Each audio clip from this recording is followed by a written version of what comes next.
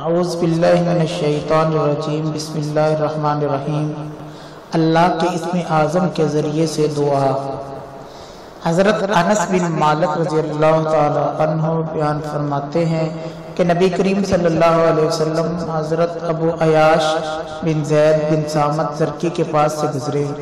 وہ نماز پڑھ رہے تھے اور یہ دعا فرما رہے تھے: اللہم انی اسألک بأن لک الحمد لا الہ الا انت یا حنانو یا منانو یا بدیع السماوات والارض یا ذا الجلال والاکرام۔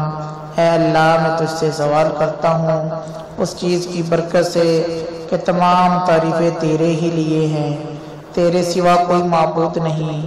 اے نہایت شفیق و مہربان اور اے بہت احسان کرنے والے، اے آسمان اور زمین کو وجود بخشنے والے، اے عظمت و بزرگی والے۔ ایک روایت میں اس کے اخیر میں یہ بھی ہے: یا حی یا قیوم، اے ہمیشہ زندہ اور قائم رہنے والے۔ ایک روایت کے اخیر میں یہ بھی ہے: اسألک الجنۃ واعوذ بک من النار، میں تجھ سے جنت کا سوال کرتا ہوں اور جہنم سے تیری پناہ مانگتا ہوں۔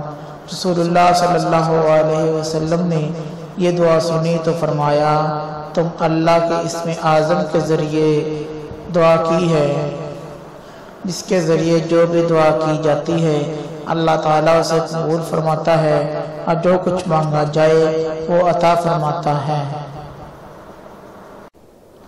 اعوذ باللہ من الشیطان الرجیم، بسم اللہ الرحمن الرحیم۔ اللہ کے اسم اعظم